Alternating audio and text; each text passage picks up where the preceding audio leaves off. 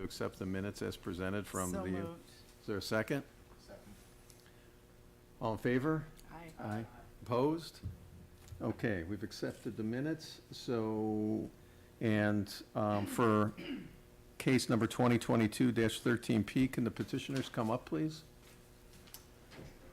Counselor, is notice proper and correct? Yes, their notice is proper and correct. Okay. Would you mind coming over there where the mic's live? Thanks. Sure. Like way over here? Or this? Oh, one more. Sorry, we make it hard. Alright.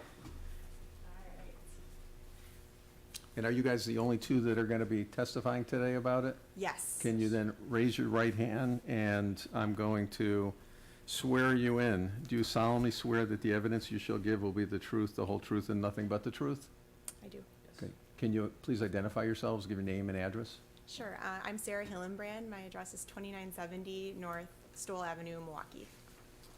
Benjamin Chung, 1114 North Marshall Street, Milwaukee. Okay. Would you like to take us through the case? Sure. Okay, thank you. So like I said, I'm Sarah Hillenbrand. I'm with General Capital Group, and my colleague here, Ben, is one of our development partners. He's with AG Architecture. Thank you very much for having us. We're excited to be here to talk about our proposed project on the Village-owned site at 8143 Skokie Boulevard. So what we're proposing here will be a vibrant residential community. It'll help fill the need for new multifamily housing in the village, which I know has been a goal for you. This is a TOD.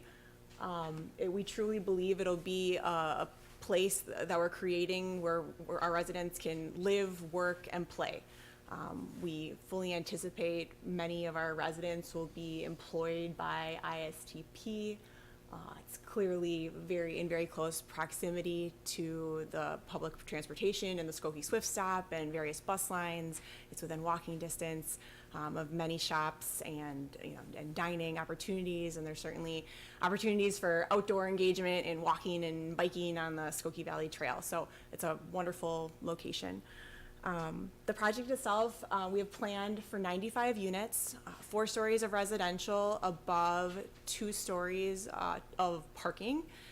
Additionally, on the first level at grade, there's approximately 2,500 square feet of retail, which will help activate the street level on Skokie Boulevard. In terms of positioning, I'd say our project is, our units, our residential units will be mid-sized, mid-priced, and appropriately amenitized. So we will have a fitness facility overlooking all the action on Skokie Boulevard, a club room spilling out onto a rooftop deck for our residents to work from home or entertain. There'll be a dog wash, there'll be a bike storage facility and bike repair facility. The property will be professionally managed. We'll have full-time manager and maintenance staff. And as someone said initially, we were in front of Appearance Commission a few weeks ago, and received very, very favorable comments about the architecture and the project in general. So we hope you feel the same. In general, we think our residents will be assets to the community, great patrons to all the local businesses. And I'm happy to answer any immediate questions if you have them. Otherwise, Ben is here to present a little bit more about the architecture and design. Why Hi. don't you go through that, and then we'll take questions if that's okay. Okay. Okay. Then why don't you go ahead, please. Yeah, so I'll just kind of go over, touch on some of the main concepts behind the design. So the overall form of the building is a C-shaped building that sits over top, like she said, and overlaps 2 stories of parking, including commercial space and resident amenities. This form provides relief along the west elevation as seen here that eliminates the vertical wall that would otherwise stretch along the length of the building on Skokie Boulevard. This building step back also allows the building to express itself as 2 masses that anchor each end of the building. These masses have a vertical articulation, and they are tied together with a more horizontal expression of building materials. What's seen in this image also is the first floor commercial space on the northwest corner and the fitness center on the second floor, again overlooking Skokie Boulevard and just kind of being an anchor for that northwest corner. This is a shot again looking at Skokie Boulevard, just of building elevation. You can see the main entrance to the right, just by that stoplight. And then as mentioned before, with the horizontal language of the building in this step back, you can see how that kind of carries itself through with these dark banding that wraps around and weaves throughout the building. The materials that we're using on here are brick, and we have two colors of brick. We have a black brick that is covering the parking garage. We have a beige brick. We have a dark fiber cement panel, or excuse me, dark fiber cement lap siding, and then a lighter fiber cement panel.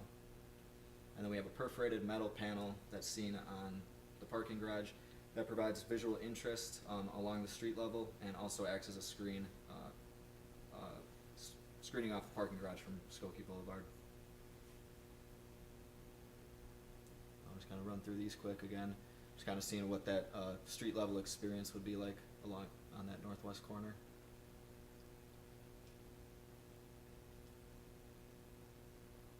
And then this is a shot kind of crossing Cyril Parkway, looking at those perforated metal panels, and then again just the activation of that street level.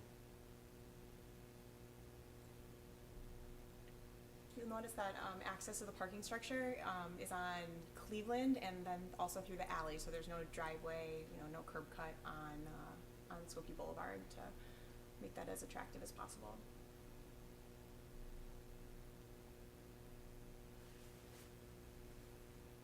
You see the building entry, and then we've carried this horizontal LED strip that extends around the commercial to help define that commercial space and commercial entry.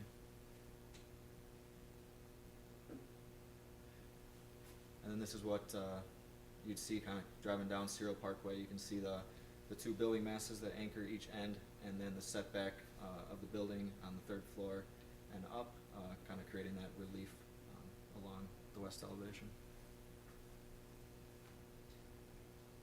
And then a view of the southwest corner. Yeah, so those are some of the main design concepts. So we'll open it up to any questions or comments. Any questions from Commissioner? I was curious what the apartment makeup, 2-bedroom, 3 beds, 1 bed, what? Sure. We just have 1 and 2 bedrooms, and it's predominantly 1 bedroom. It's about 2/3 1 bedroom, 1/3 2 bedrooms. A lot of those 1 bedrooms are one with the den. Yes. Yeah, there's a range of variety of floor plans within both the 1 and 2 bedrooms. And the units have their own balconies, it looks like on both the south and the north end. And for the units on the back, do they also have balcony? Yep. Yes. Yeah. Each unit has balconies, and then the units that are on top of the parking garage floor plan. kind of have some enlarged patio. What was the parking count in the garage? There's 114 stalls, so it's 1.2. So this is that east elevation along the alley, so they all have balconies here as well. Can you show the detail on those patio areas? Yeah, so I think the site plan represents that best. Yeah, so those units on the courtyard on the third floor, second floor that'd be, have a really nice outdoor experience, enlarged patios for private use. And that larger space is outdoor gathering space from that connects to the club room on that third floor. Question on the entranceway. You said something that I had thought about before. Is the retail space has to be and the residential's access through that one central, or does the retail space have separate entrances? Yeah, so this is the main entrance to the resident portion, and then the main entrance to the retail is at this location.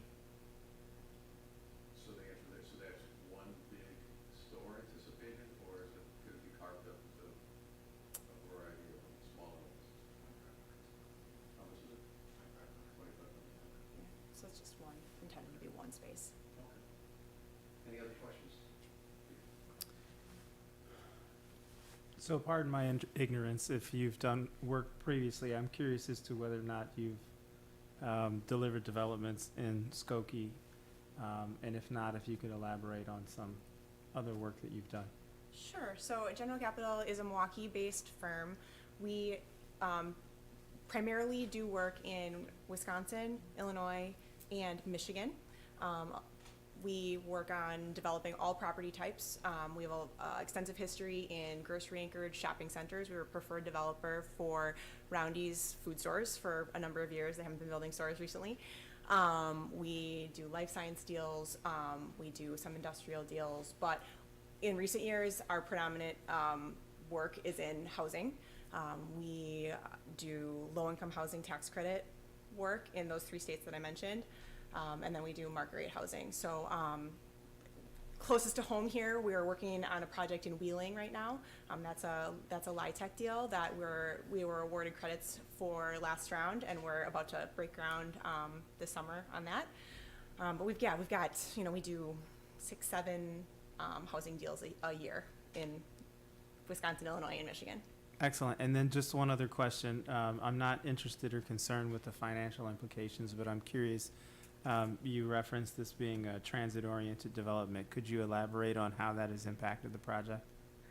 It's just really a desirable location where people want to live because they have options for, they don't have to have a car if they don't want to or can't afford to. Like, they can live here and have a brand new apartment and be able to take public transportation. There's really no financial benefit to us other than it being an attractive location.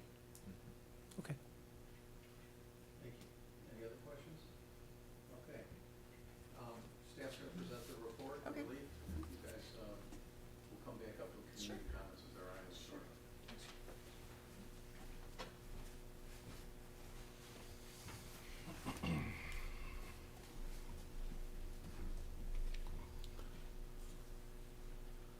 To start, Mr. Chairman, I'd like to request the staff report be accepted for the record. Thank you.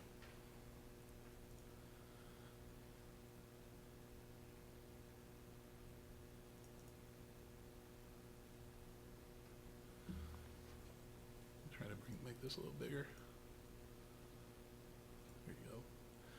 So the main item that I'd like to kind of go over are the relief items. One of the things to point out that this is considered a demonstration project since it's within the TIF district. It's in the downtown TIF, which essentially we try to allow for the most amount of flexibility for these demonstration projects, which is why there are several items of relief. The way this works is, we have very high standards as far as our development goes, but we allow for relief to be worked through kind of the process so that we can kind of step down those requirements when needed. So you see 1 through 6, these are the relief items. The setbacks, there's 1 and 2 deal with the setbacks. That's mainly because of the kind of the configuration of the lot in the street. So it could be kind of turned a little bit and probably meet the setback requirements, but overall they're just asking for relief. The FAR is 3.63 instead of 3.15. The demonstration project allows for greater relief and it to be calculated differently, but overall there is a request for additional FAR. The first floor height of 15 foot, which is our requirement, they're requesting 13 feet. The entrance at the corner, which is required in our code for any kind of intersecting, a building at an intersection at a corner, the entrance is required to be right at the corner. But in this case, they requested relief for that. The Appearance Commission reviewed that as well, and they noted it and approved it. And then lastly is the parking. So they're very close. This being a TOD, there may be less of a need for parking, but every unit is, being parked. They have over, they meet that standard as far as 1 per unit. There's a little bit of additional parking for guests and then, for the commercial space and that sort of thing.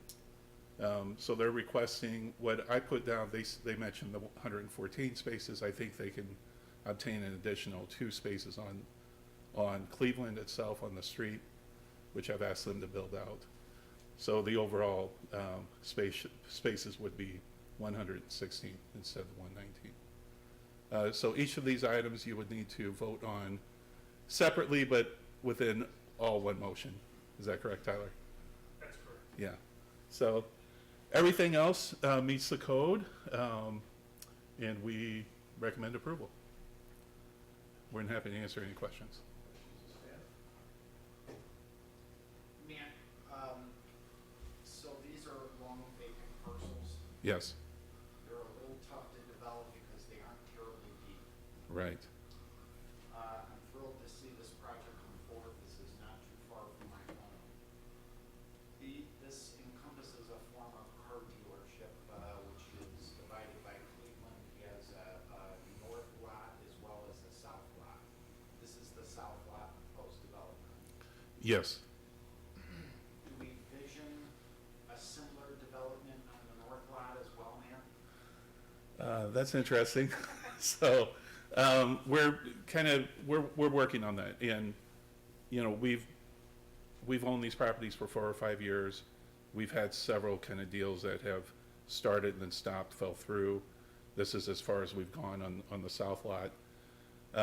We are working towards, finding another developer for the north lot, but the idea is gonna be the same, is that it's gonna be mixed-use, multi-story with ground floor or commercial. Yeah. That lot's a little smaller, so, The north lot's a little smaller? yeah, is it is. Yeah. So, yeah, this is, it's kind of been a long road. We probably talked to 10 different developers for this property, and General Capital had, we were kind of hit all the points, all the check boxes were, marked at the end of the day. It hit the density, it hit the parking, it hit, affordable housing, there's 5% affordable housing, kind of clicks all the check marks. No further questions? Okay, so you guys are gonna have to help here with the, so can we, when you say one motion, can we do the motion overall for 2022-13P and mention that we're approving or at least voting on the relief, or do you wanna do the relief separate? No, it's separate. Okay. Okay. You guys wanna step up, and is there any citizens here that have any comments or questions? You guys wanna step up, any further comments you wanna make, otherwise you don't have to? No, just thank you. Okay. I was really excited about the opportunity. Okay, so then we're gonna entertain a motion first on the project as a whole, on the site plan approval, and then we're gonna do a second motion on the 6 relief items. So first, is there a motion to accept 20-2213P on the site plan approval overall minus the relief? We'll do that as a separate Motion item. as presented. Is there a second? Seconded. Okay, and then we'll do a voice vote, so Commissioner Osley, Aye. Commissioner Manchella, welcome, by the way. Thank you. It's kind of initiation by fire here. Yes, and I say aye. Thank you. Commissioner Franklin? Aye. Commissioner Matei? Aye. And I say aye. So that motion passes, and so now we're gonna do a second one on 2022-13P for just the relief. Is there a motion to accept the relief for the 6 items mentioned, which are the setbacks, the alley setback, increase FAR, allow the first floor height to 13 feet, allow entrance near the corner to not be on the corner, but to be near the corner, and allow 116 parking spaces versus 119. Motion to accept the items of relief as noted. Thank you. Is there a second? Second. Second by Commissioner Franklin. So again, we'll do a voice vote. Commissioner Ousley Aye. and Commissioner Manchella, Aye. Commissioner Franklin, Aye. and Commissioner Matei, Aye. and I'll vote aye. So congratulations. Good luck with your project. Thank you. And we have a second case, but I'm going to do my homework this time that I didn't do last time.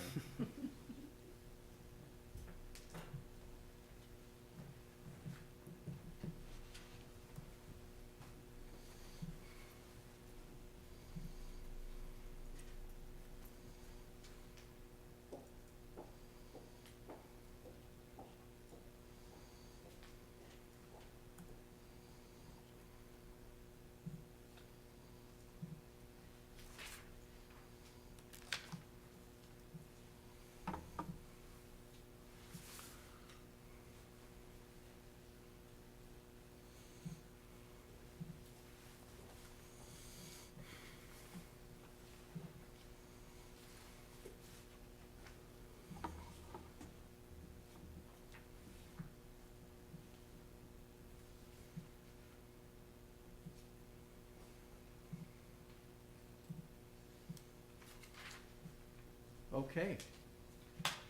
We're all set. This one's all your show, right? Sure. Was Yeah. notice required for this? Just noticed in the paper, and it was proper and correct. Proper and correct, okay. So go for it. Thank you.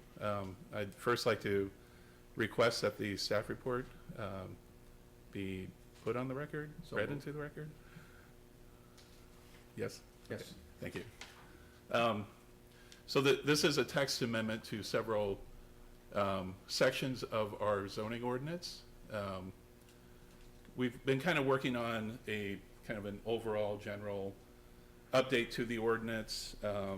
If you recall, in November, December, we were trying to kind of move forward with retail street changes, and then changes to vape shops and massage parlors. So that's coming. I think the next one will be retail streets. We've been busy, so, the past few months, so we're just kind of working these through as, we find time. This one, it was started out as a general update and included several items, but the main item is the B4 district, which, we're requesting that we change to the RX district, which is very exciting for us. The regional mixed-use shopping district. So apparently they've been discussing that for 10 years in the community development department. So we're finally going to make that happen. Let me start with the kind of the lesser items first. The change to section 118.8 has to do with essentially public hearings that are required. I think if you were here for the subdivision plat prior to the Carvana public hearing, where a lot of the folks that were concerned about Carvana were here and wanted us to essentially deny the subdivision plat, which we have no standing to deny a plat that meets the minimum requirements. That was because we advertised that as a public hearing, and I think the expectation was that, if we notify the public and they come to a meeting, that we have the ability to deny something. In that case, with the subdivision plat, we essentially have to approve it. Erica, you're kind of, Well, Yeah. I certainly saw enough information about the protests regarding Carvana yeah, to understand that side Yeah. of the argument, but I just, Yeah. I'm interested in this side of it. yeah. So, they did a text amendment, they did a site plan. That was all in meetings after the subdivision plat. By that time, the property had been, they kind of recorded a meets and bounds plat at the recorder's office, and they were able to put the property under contract that way. But the whole campus was re-subdivided. Essentially, you have North Shore on the north side, then you had kind of the middle buildings, the Rand McNally buildings, and you had the parking lot, which became the Carvana site plan. But the timing of it was where that subdivision plat was like on a meeting by itself and wasn't involved with the rezoning or the site plan. So folks got wind of the subdivision and thought, well, this is how we input on the overall project, and they had expectations that we were going to kind of slow it down or something through denying the subdivision plan. And as I said, there's really, we don't have the ability to deny it. It's just a legal instrument that moves on to the county for recording. And they met all the minimum requirements, of course. I've worked for 4 different jurisdictions, and this is the first where we've done public hearings for a subdivision plat. It's just not a good practice. So I'm requesting that we change that. We don't do public hearings. So it'll be just an item for new business on the agenda.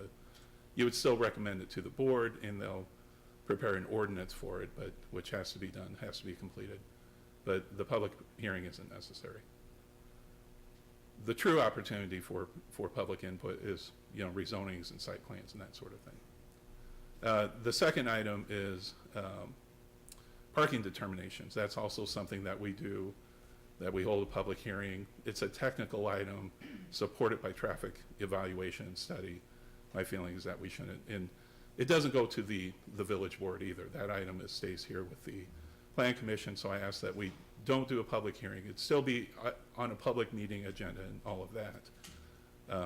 But I just ask that we not require the public hearing aspect. Site plans, rezonings, text amendments, special use permits, those would all require the public hearing still.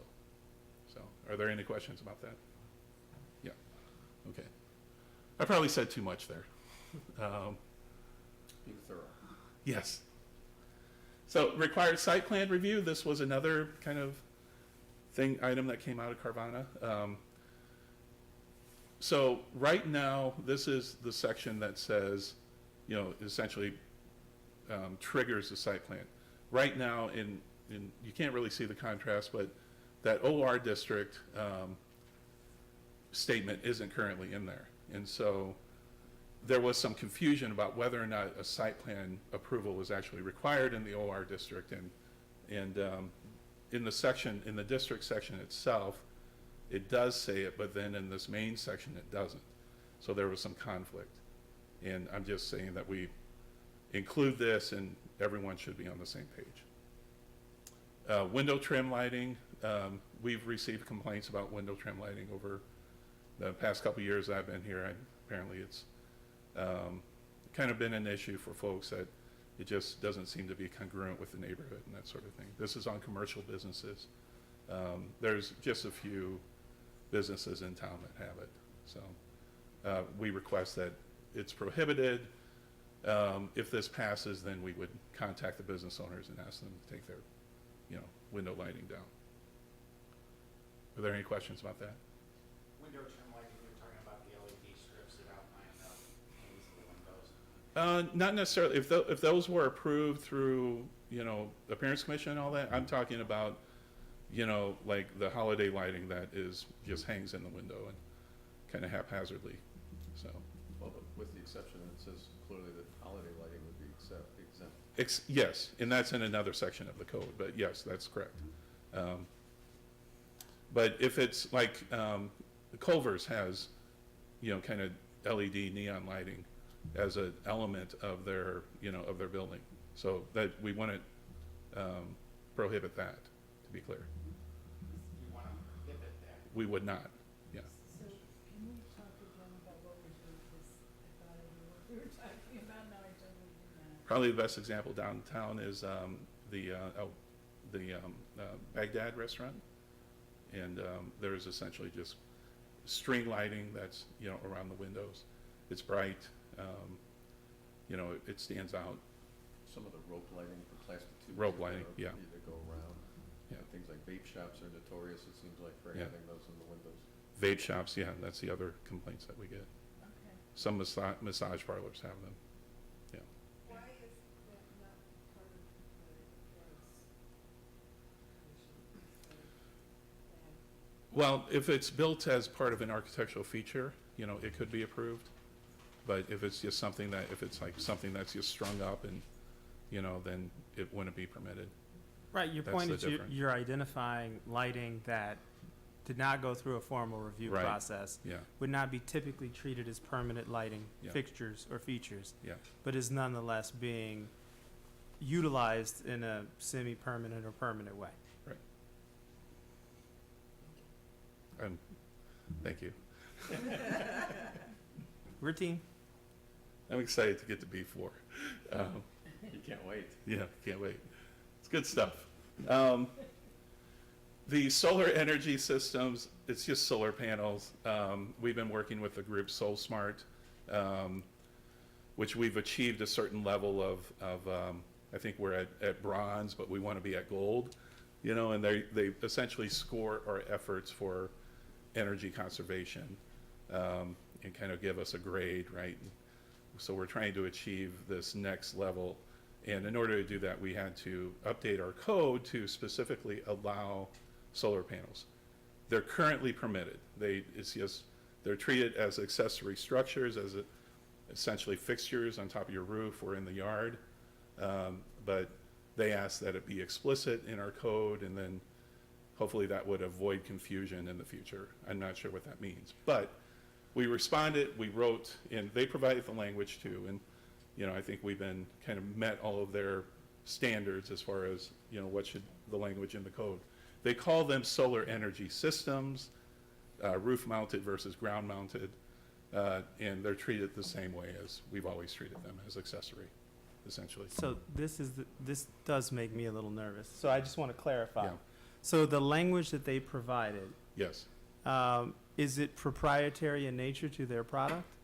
Oh, no, they're not, Okay. they don't sell solar panels or anything like Okay, that. so it's not a Yeah. situation where they were looking for specific relief to allow their Oh, product to be right. recognized in the code. I could see how, yeah, you could Yeah, I'm come to just that trying to- conclusion, yeah. They're more of a environmental group, kind of a special A interest group. consulting firm who is promoting, Well, they're more like lead, they're not, Yeah. you know, their product is essentially this grade that they provide. Okay. So, yeah. There might be like a subscription service that we pay into a few $1,000s a year. all I'm trying to get is for you to say definitively that this is not a product that will create a competitive advantage or disadvantage for Yeah. other products in the market. And you're clarifying that Yeah. this organization's role is to provide language to regulatory bodies such that, I can't repeat all that, but yes, I agree with everything you said. okay, Yes. So would this be kind of an industry-neutral language that's relatively acceptable for any vendor that were to be selling the product? Absolutely, yeah. SoulSmart doesn't sell anything, they don't sell panels, they don't, you know, they don't have a relationship with, you know, manufacturers or installers. You know, we're just trying to get the plaque that goes on the wall. So it sounds like we're just codifying what we've more or less been doing all along anyway. That's true, yes, that's Okay. very accurate. The other thing is, we have a section for wind energy systems, and it has very similar language, so I don't know if they were involved in developing that, but, and it's extensive, but no one seems to be building like little windmills in their yards, so I don't know why that never really took off. So, it's expensive, they need to be really tall. yeah. That- Well, they break, and they're just, yeah, no one uses them.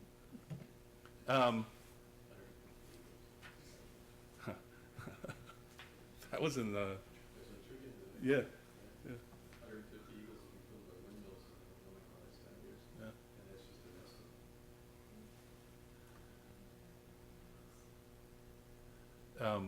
The cannabis dispensaries I'll get to in a second, that's related to the B4. Let me scroll down and be sure.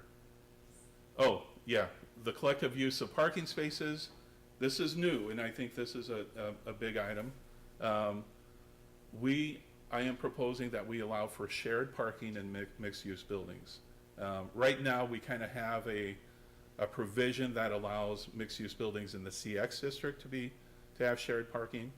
Essentially, we waive the parking requirements for the commercial space that's involved. But outside of that, I'm proposing that we allow some of the residential spaces to be shared with, you know, the commercial space. So essentially, up to 20% of the required spaces. Yeah. Not all of them.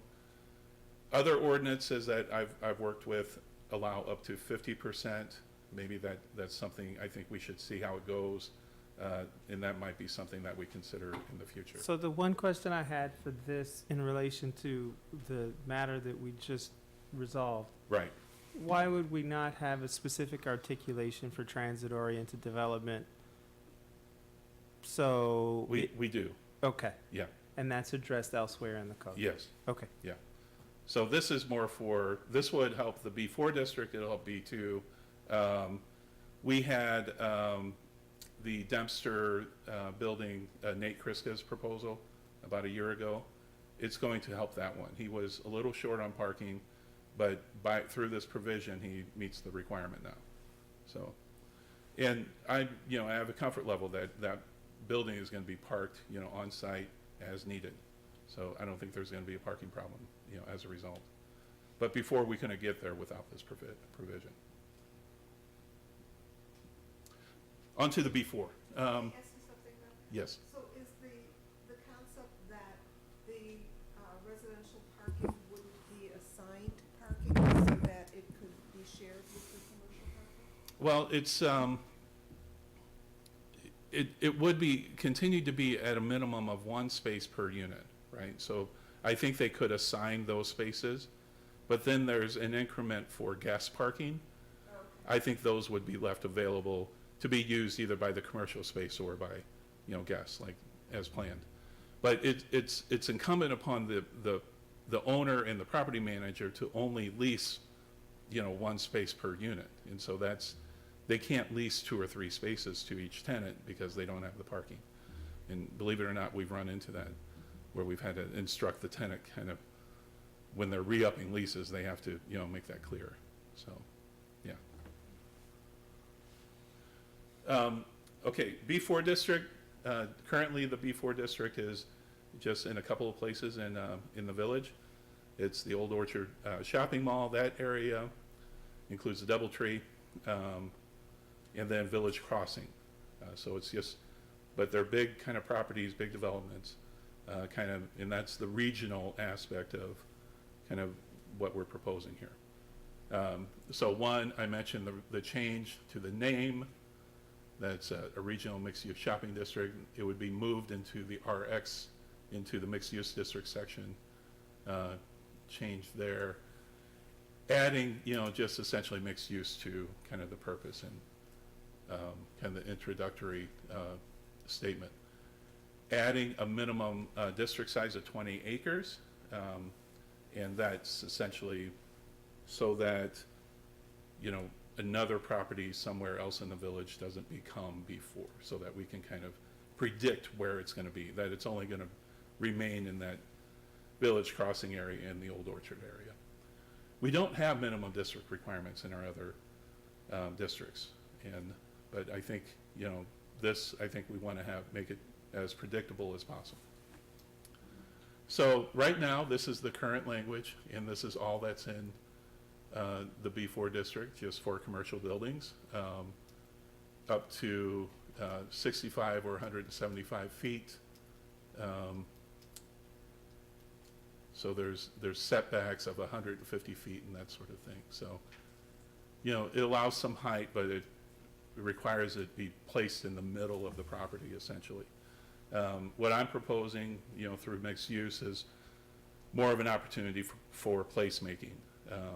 Something that kind of heads up to the street and would be walkable, would have, essentially an impact on the street. The street would operate differently. Pedestrians, would have some comfort, walking along kind of the corridor, even if it's Toohey or Old Orchard or Skokie Boulevard, that they're next to a large building, that they have streetscape and trees and, a tree lawn and all of that, rather than what we have currently, which is just a sidewalk and a parking lot, right? So kind of bringing it down to a human scale, essentially.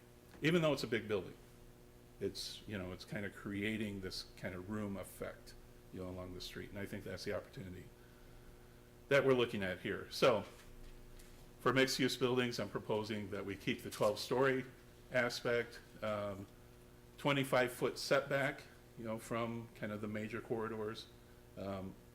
There's a couple of reasons for that. One is to allow some kind of, plaza and gathering space, but it's also if that road ever needs to be widened in the future, and Toohey would probably have to be widened at some point in the future, that there's space that could be purchased, to add another lane. I'd hate to put it right on the street and then there's no room to expand the road in the future. That would be, I think, a mistake. And then I also mentioned that, there should be a 25-foot landscape buffer where there's residentially zoned property. I think the only portion that would ever kind of back up to residential properties is kind of south of Village Crossing, and that's, I think, the city of Chicago there. So they would have to have a 25-foot buffer and landscaped and essentially just kind of a park-like area. Commercial, it is mixed use. I'd be very concerned that, it would be just residential development, and then next thing we know, Village Crossing is no longer a regional shopping concern, and it becomes just apartments. So it has to be mixed use, and it has to have a minimum amount of commercial on the first floor. So that's one of the things I wanted to be sure that we brought forward. And then the building design, these are all essentially the same elements from like our core, our core district and our other, mixed use districts. Very similar to what you saw tonight on Skokie Boulevard. As far as kind of the minimum depth and the height of that first floor commercial, the amount of kind of windows and overall commercial frontage. So all of those are just carried forward from the other mixed use districts. Restricted use,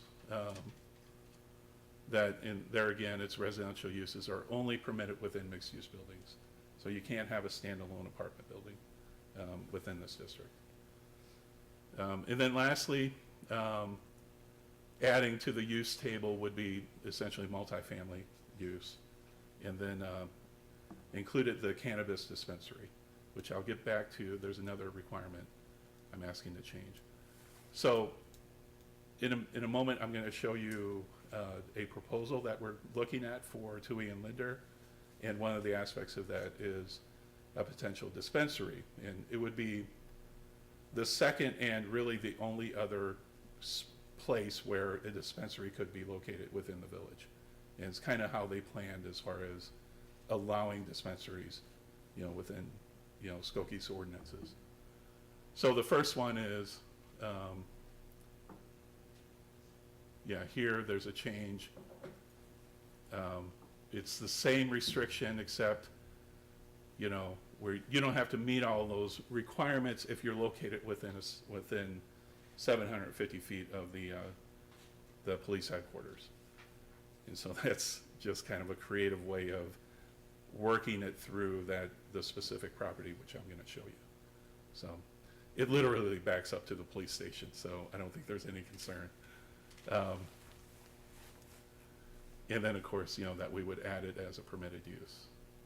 Let me first show you Garden State Mall, and this is one of the things I mentioned in my email today. Old Orchard Mall, which is owned by Westfield, they've invested in mixed use over the past 10 years. They invested $1 billion into Century City, which is in LA. It's still, it's created its own life. But before it was a mall that they obtained some property and acquired some property, and then they started building mixed use. It's on a much different scale than what we have here. It's 40-story buildings and that sort of thing.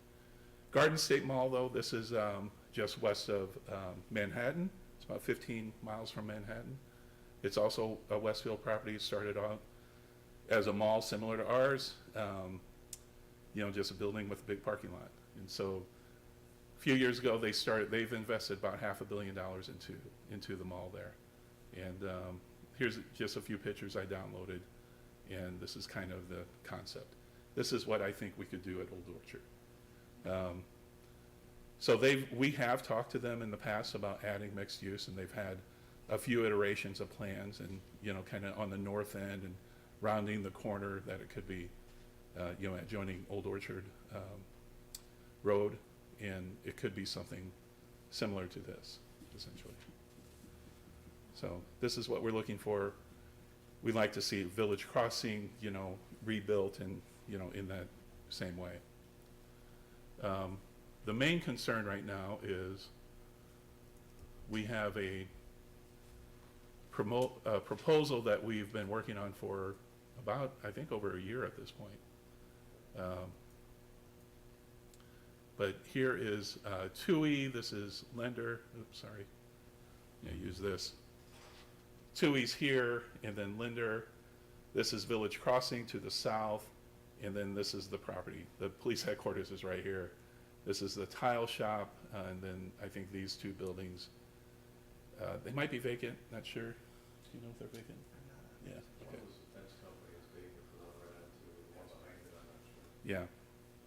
But they haven't been available, and, essentially, the owners there, are wanting to do something else.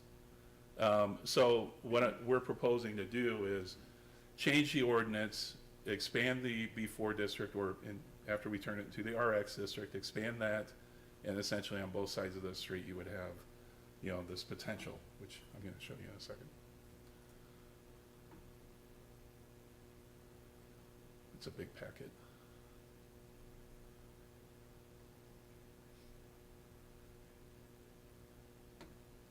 Yeah, here's kind of a view from Village Crossing. Yeah, so this is what they're proposing. It's 8 stories. This first phase is about 300 units. There'd be a second phase, which is where the tile shop is, be another 300 units. It's mixed use with, you know, kind of public plaza area in the front. There's a big, you know, like garden in the middle. There's structured parking, of course. First floor commercial, you know, everything else is apartments. Big courtyard, that's what they call it, in the middle. So this is the type of development that, you know, could work with those changes to the code. It was kind of my starting point, but, you know, as we got further into it, we've talked to Westfield about it, we've talked to other people, and I think this will allow these properties kind of reach their full potential. So, yes. And is the rendering, does that include both developments? So that's the total of 600 units, or is that the 300 unit only? The total would be 600. I think this is one building. There's 2 separate buildings, so one building would be 300. Yeah. So that building there as rendered is 300. Yes. It looks like the second building was peeking out a little further down. Yeah. Yeah. See by the, I think it's green. Yeah. Over here. West end. See if I can find the plan view. Go back one. Go back one. Yeah. So we're not here to discuss this. We don't have an application for this. We do the preliminary plan review, which we've completed. We're working out, you know, some of the details.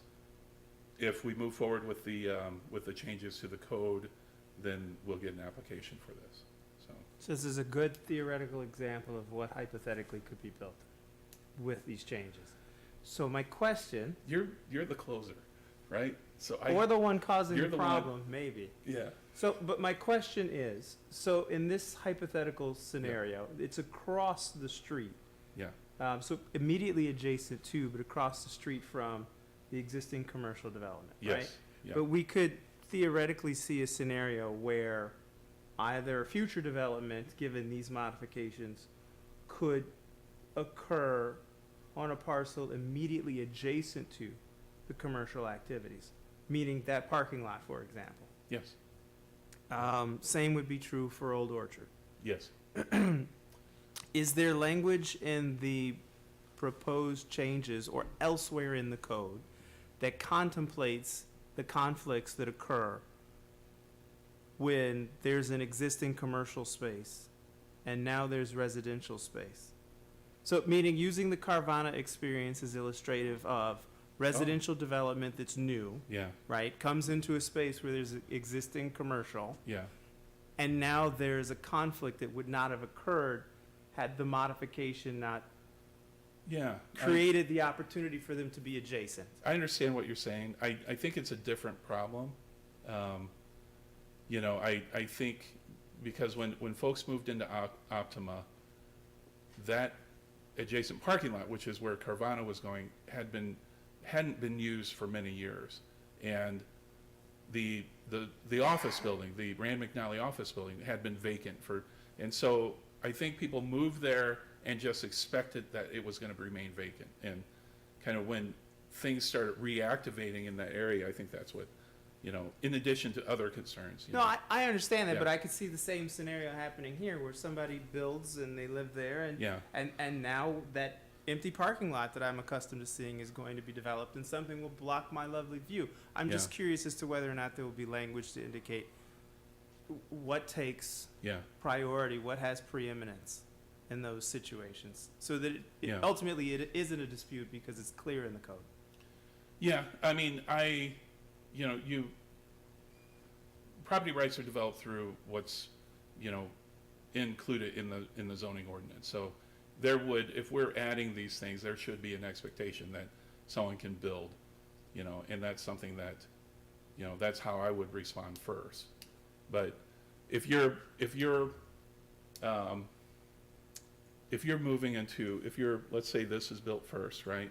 And you're moving into an apartment there or a condo or whatever the arrangement is, which is already a heavily commercial area. And your concern is that now across the street is going to be, you know, essentially it's going to change your view and that sort of thing. I guess Yeah. what I'm saying is if we're modifying the language to create the opportunity for residential, Yeah. could there not be a sentence that says something to the effect of the presence of the existing the rights of the existing commercial development or commercially zoned properties shall be preserved, independent and above subsequent development, residential development specifically. Was the example that I just used on track with where you are? Or are you concerned about these buildings continuing to be used? I'm concerned with there being some continued commercial space, yes. I'm concerned about Yeah. the situation where we allow for residential. Over time, we make the commercial less viable, Yeah, and eventually it succumbs to the pressures of the marketplace, and now we have lovely residential, but we don't have places for people to work. So I'm asking if it makes sense to protect that in the zoning. Tyler, do you have any thoughts on something we can add? I mean, it talks about minimum amount of retail space that has to be in. Well, it does do that, but That's in the building, the standalone commercial But, buildings. I mean, we're also talking about that this is not a piecemeal project, I don't think, with Village Crossing, where you're gonna necessarily try and be preserving the existing commercial. I think over time, you know, it would be phased, so at some point you're gonna have both, you know, existing at the same time. You know, it'll be the ownership that's moving it forward, and they're ultimately the ones deciding the fate of. Yeah. Let me give one more hypothetical, and I promise I'll stop. Yep. We talked about Westfield. We talked about Westfield potentially selling properties. Westfield may be very well intentioned and develop residential spaces adjacent to its existing properties. It could theoretically, at some point in the future, then be compelled to suggest that it's no longer profitable to operate a mall. Why wouldn't we then just continue to develop residential properties? So something that prevented or protected them from making that decision could be beneficial. Yeah, that I have the same concern.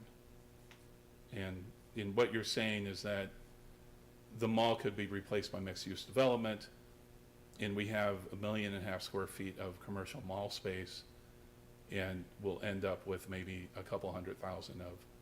Not in 1 year or First floor 2 commercial. years, maybe not Yeah. in 10 or 15, but in Yeah. 20 Well, or Yeah. 25. I'm predicting that future because the viability of retail and commercial going forward, all these malls are going through this gyration because the whole climate of malls and retail is changing by the day. Well, And you look Yeah. at them all around us, and they're all dead. I mean, Yeah. North Court's empty, and Golf Mill is empty. Yeah. Lincoln Town Center is not quite empty, but getting there. yeah, And so to lock the owner into saying that even though it's not viable anymore, he's gotta keep a viable concept in that property, yeah. I don't know if that makes sense. I don't even know if It- that's for our. It may not be a zoning issue. It may be a different issue that we would tackle different, you know. It's not something that we could really do through the zoning ordinance. And I'm just suggesting Yeah. something that would protect balance. Right, yeah, Balance. I certainly agree that the advancement of the ideas in the residential development is ideal. yeah. It is already taking place in the adjacent suburbs and the malls and the parcels you're describing. Yeah. But certainly Old Orchard's so significant to Skokie, and I agree, and, you know, and we're known for Old Orchard, and, you know, it's so intrinsic in the culture of Skokie that you would ever hate to see it go away. But you can't predict what retail's gonna be in 25 years. Yeah. I was just thinking along the lines of that we allow mixed buildings in space that is not currently commercial space, right? And so, Here's one last point. I'm sorry, I said I would stop. Yeah. Here's one last point. If the language is there, that only means that they have to come and negotiate with the village at some point in the future. It doesn't mean that they're forced into operating the mall they no longer want to operate. It just means that they have to come before the village in order to get relief to do that which Well, they they're- intend to do. They'll come before either way. I mean, Right. this, Yes, the site plan is still gonna be required and all of that, so, every little impediment is an additional point they have to negotiate. I mean, we have no shortage of negotiations with Old Okay. Orchard. Yeah. So, I think that is it as far as the presentation. Now, these are, just kind of, we're talking about the change to the code, this is still conceptual, any of the other items are still conceptual, so it's just allowing for the opportunity for change to happen. And introducing the mixed-use concept into that B4 district. I'm curious, it's not really germane, but just watching it go up and hearing all the discussions for 10 years, the old Purple Hyatt property on 2A in Lincolnwood, that's Yeah. becoming a mixed-use Yes, program Yeah. similar to this, correct? yeah, that's a very good, example. There's a couple other, I think west in Niles or Morton Grove, I can't remember. Well, Sawmill's an example, but there's others on other concepts on TUI that are moving forward. Overall, and if we're talking about the Village Crossing area and, at TUI and Linder, it's a big industrial area just west of there. Potentially, maybe at some point they will have the metro station at TUI and Lehigh. I mean, there's a lot of opportunity to, for these kinds of developments to serve the larger community. So I think those are aspects that, could come into play as well as kind of we look at this a little more. So I don't know if that metro station is going to be approved or built. I don't see it happening just yet. Someday though. Okay, well, if you want to make a motion that we approve it, sure. There's something in there about cannabis. Yes. dispensary. Yeah. Is that just because potentially there could be a dispensary in the area? Oh, it's a very real part of kind of what's this plan. So I'm going to show it to you real quick. I should have mentioned that.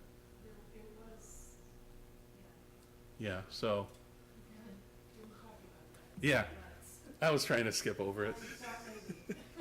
So here's TUI, and if you recall the building footprint, this is phase one.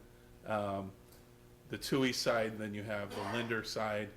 This is where the cannabis dispensary would be located.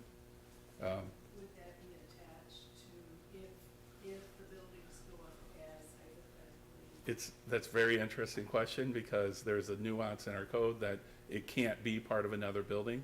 So that will actually be a separate building even though the garage will be above it. Just kind of slid in there. Well, we really want that to happen. So there's two areas within Skokie where cannabis dispensaries can go. And that's how we planned it from the beginning. It's how, we wrote our code. And one is exactly where it is at Old Orchard and Skokie, and the other one is in this kind of area. The owner is partnered with someone that has a license and is able to build, a dispensary in this location if this moves forward. So that was kind of the start of the conversation, and then it was kind of, we talked about other things kind of in the area, so. So just for clarification, in case this doesn't come back to us, if the dispensary is built in that location. Yes. And it will be a separate building. Yes, But it can have a garage over it that is attached to another mixed-use building, and Yeah. it's still considered separate. and Yeah. it's open. Yeah. Is that air rights? yeah. Well, I mean, so the issue with being part of a multi-tenant building is the ability for someone to break in, like through a wall or, through the roof and that sort of thing. So there's really no risk of that happening in kind of under this circumstance. So that's really what it's all about. And so, as far as we're concerned, it meets the code, it meets the intent. So, yeah. And they're going to go really out of their way in order to build that over above. So, Yeah, but that's, yeah, that's the story. Any questions for Matt? Anybody? And any citizen comments? Anybody got anything? So, when you make a motion, now, first of all, do we have to do each one of these separately? Please not. I don't think we have to. We're not granting relief from a code, Okay. nor are we a final hearing body on the issue. Now, you know, some commissioners might vote one way or the other on different ones. They might want to bifurcate them, but I think they can be held as a single motion if wanted. Just one section. Yeah, is everybody okay with taking it whole? And Peter, if you wanted to make the motion to say that the village consider Yeah. having appropriate protections for existing retail or something to that effect.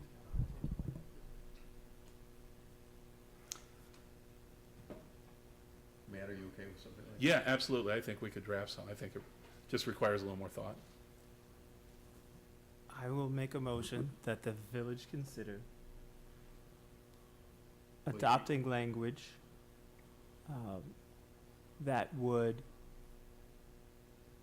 establish in the code the relationship between existing commercially zoned space and newly zoned residential or mixed use space, And concurring with the staff And then- report?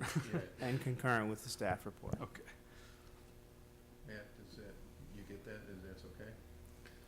Yeah, I think Michael and Tyler are gonna be the ones writing it, but yeah, that's fine with me. Just It long as works. Just It's- long as everyone knows they're Yeah, I voting share the on concern.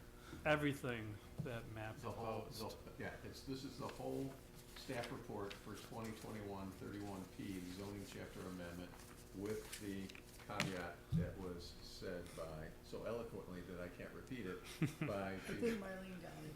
Is there a second? Okay, so.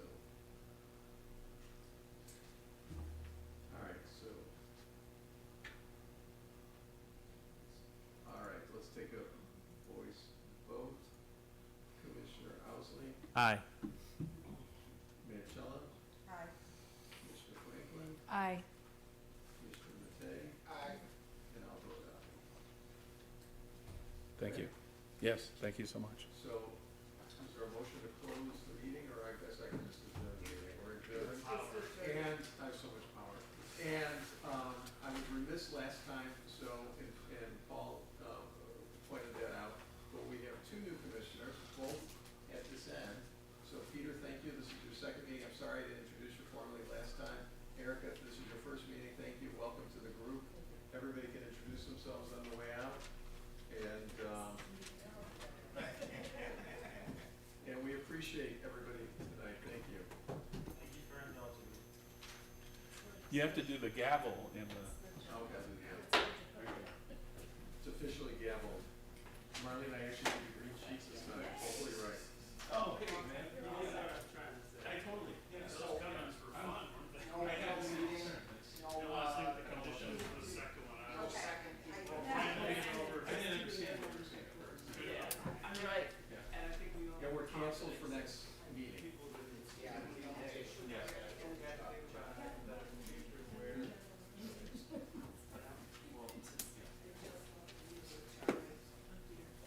Yeah. Mainly just wanted to say hi.